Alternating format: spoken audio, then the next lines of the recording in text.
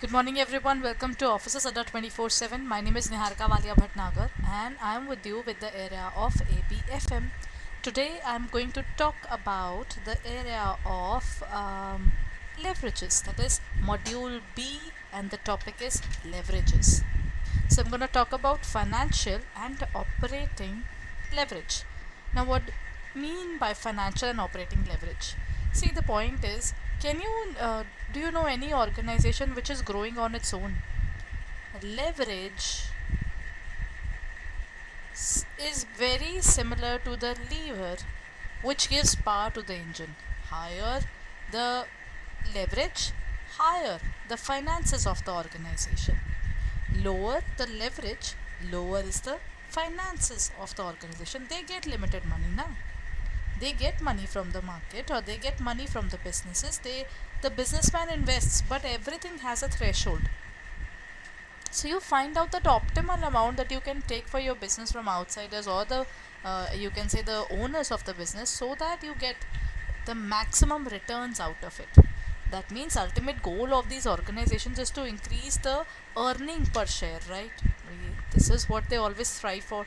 So now what is the answer there? It is, what is financial leverage? The use of fixed costs to magnify returns to the shareholders, the use of debt to increase the firm's operational efficiency, the ratio of total debt to equity, or the ability of the firm to generate high revenues. What do you mean by the term financial leverage?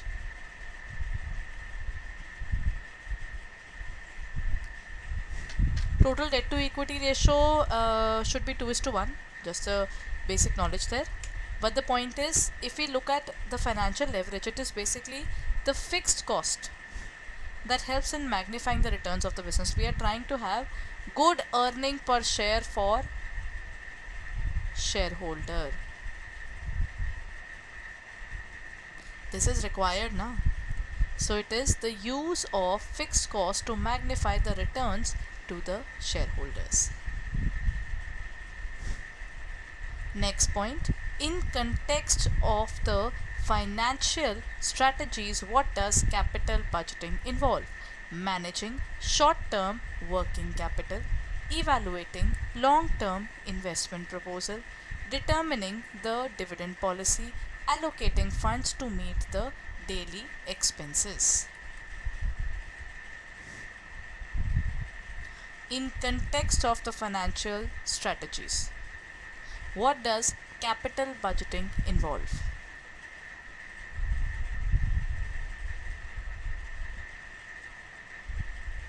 Managing the short-term working capital, evaluating long-term investment, and capital budgeting is all about you're buying something for the business, that too for something that you're investing for a longer period, and that too a huge amount. When you're investing a huge amount, you're always looking forward to huge returns.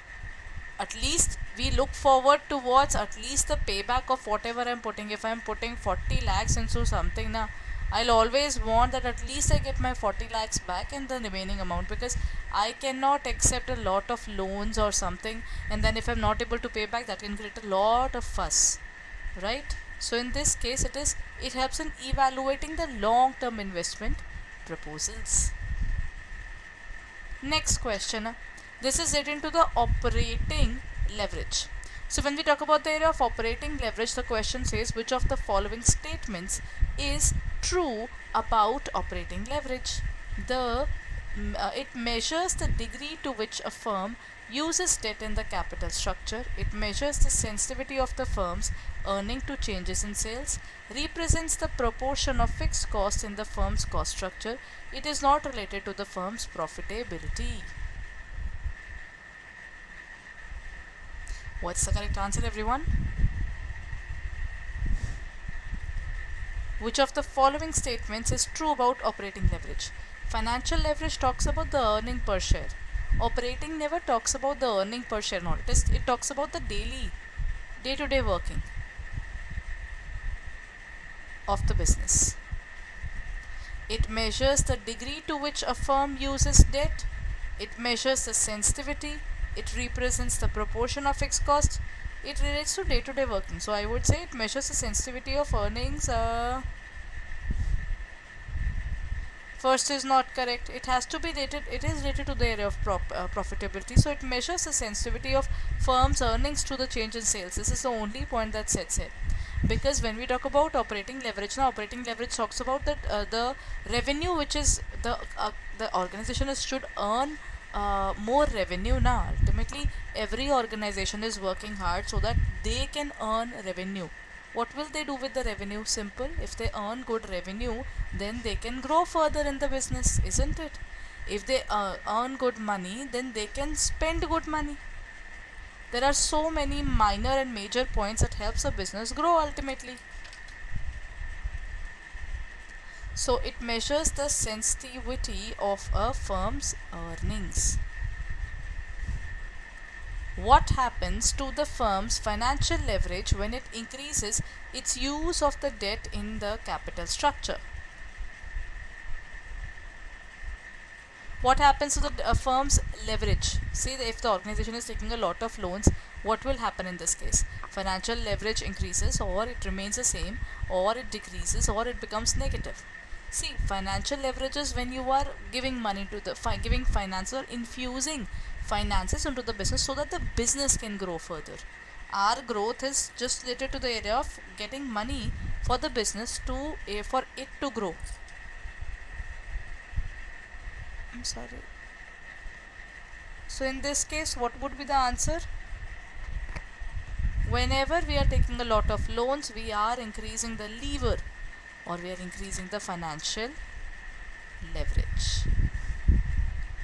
Okay, finance is relating to the earning per share. On day-to-day working is operating. This is financial leverage increases. Okay, this is a question. So that's a practical question. Let's talk about it. A firm details are as under. There's a firm sales at the rate of rupees per unit, rupees 100, and it is of 24 lakhs. The total amount is 24 lakh rupees, which is our sales. Our variable cost is at the rate of 50% of sales.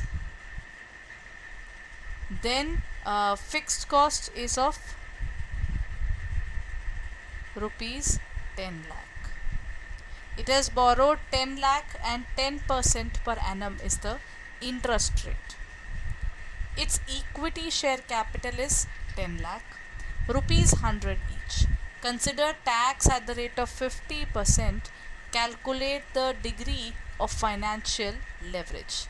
What is the degree of financial leverage, everyone? First of all, there is one particular thing that you have to find is EBIT. Take a moment and solve it up. And I think I'll give you around 30 seconds to solve it. Go ahead and try it out, everyone. First of all, hint, try and find the EBIT.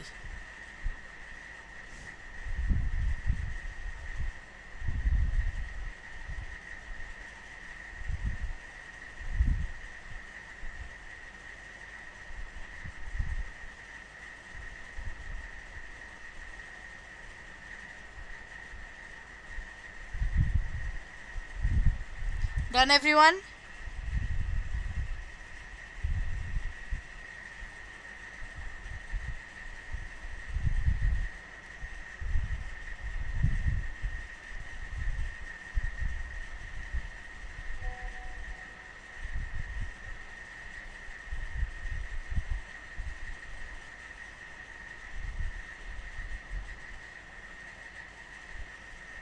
Chaliye, let's look at the question there.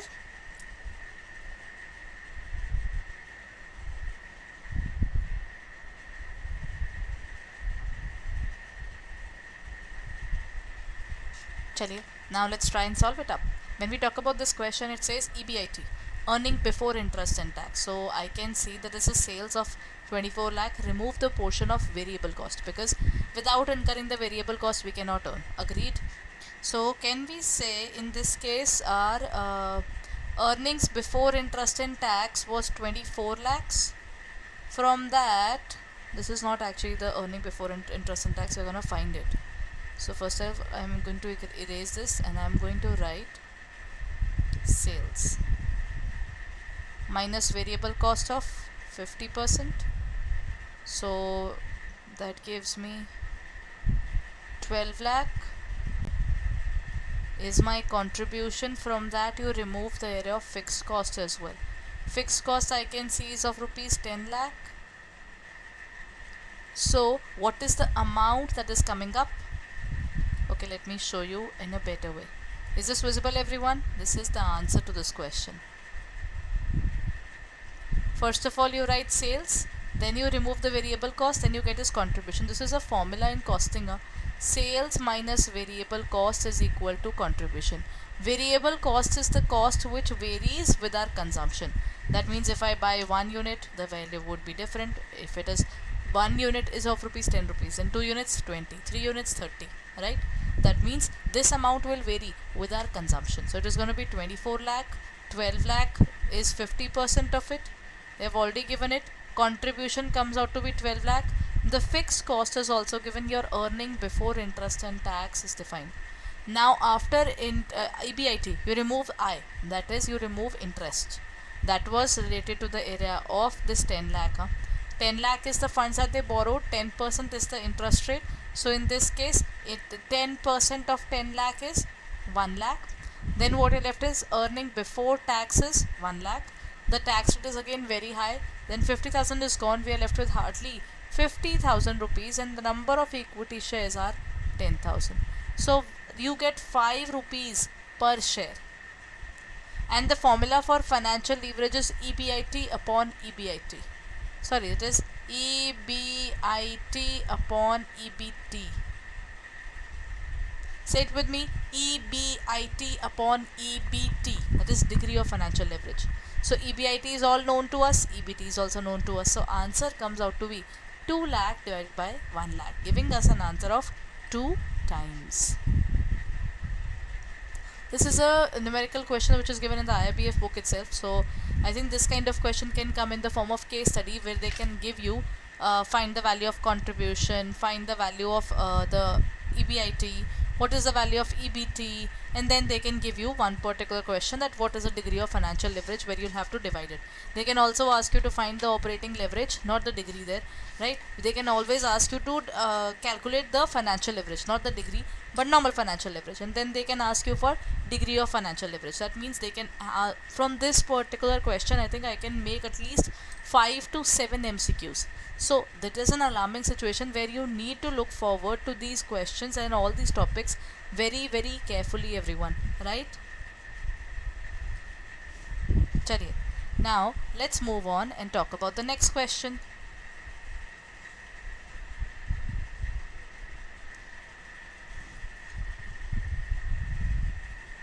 The answer is 2 times. Now, what is the degree of operating leverage, everyone? Not looking at the financial leverage, which is for the financial growth of the organization, that too long term. Degree of operating leverage is contribution divided by EBIT, EBIT upon PBT, EBIT upon I, or EBIT upon tax.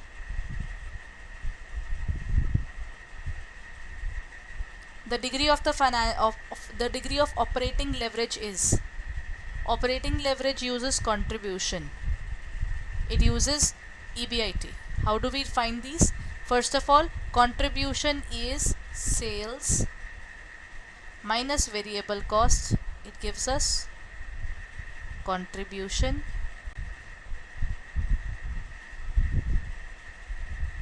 and EBIT.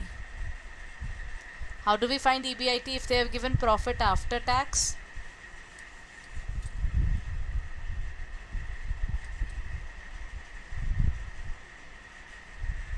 First of all, you add tax. What you are left with? Profit before tax, or it is also called earnings before tax, right?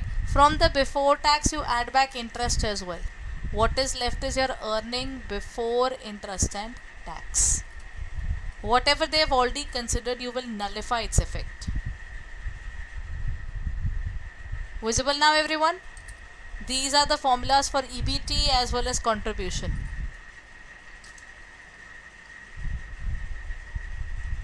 Done? Now let's move on to the next question then.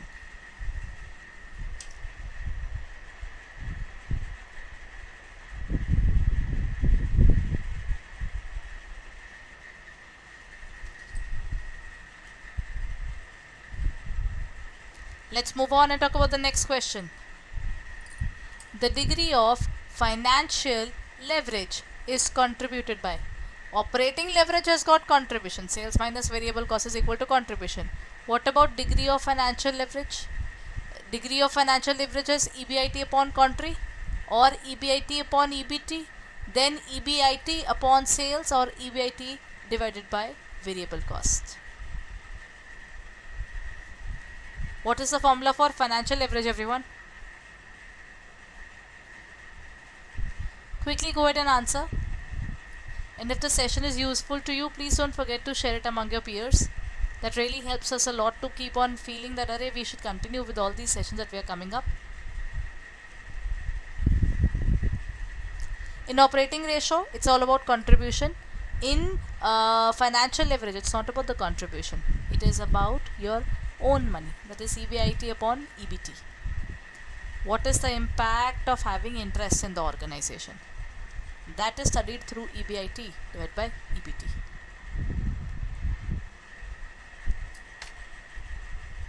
Done?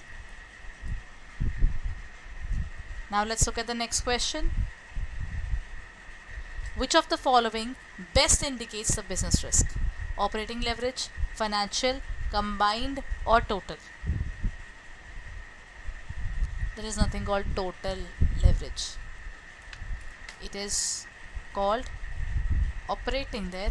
Which of the following is best risk? Operating defines it best. Operating is purely operating. Financial is purely financing.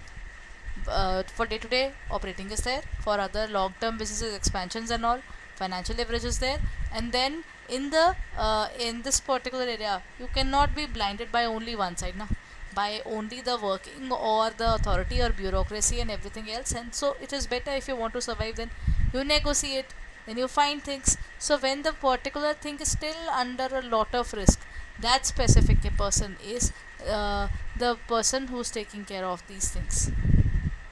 So the correct answer would be operating leverage. Okay? Done? Next question.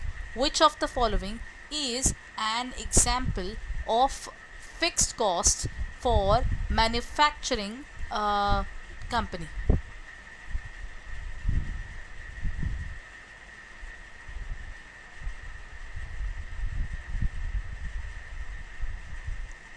Now let's look at the next question. Which of the following is an example of the fixed cost for a manufacturing company? Raw material, direct labor, factory rent or sales commission? What is the correct answer, everyone? There's a fixed cost, whatever you do, even if you're not producing, even if you're producing, even if you get money, even if you don't get money. In all the situations, this money has to go. Raw material you have to pay only if you buy. Then we have direct labor. Again, if you ask them to work, only then they will work. Sales commission is also the same thing. But if you stop the factory rent altogether, how will you keep the shelter under which they are working? Right? That can create a lot of fuss. So in this case, the correct answer is factory rent. And it's a sunk cost.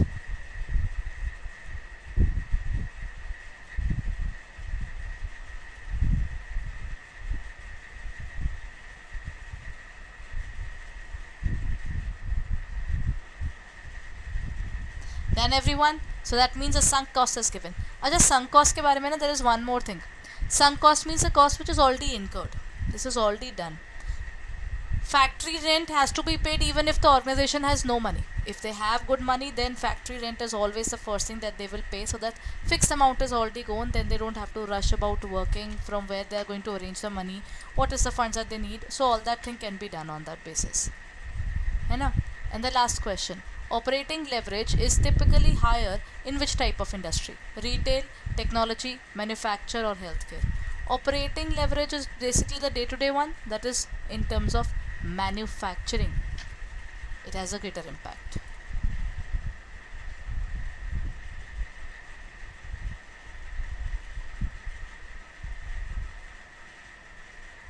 Done?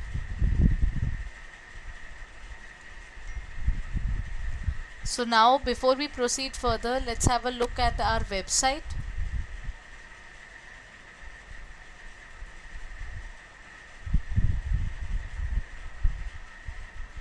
Just give me a moment opening up the particular window there. I hope you remember the CAIIB registration is going to end soon. From 1st to 7th it is all normal fees. After that comes the late fees, that is from 7th to 21 days, and then the next part it is basically 7 to 14, from 7th onwards to 14th, and then the last week is also there. So they are divided into 3 slots.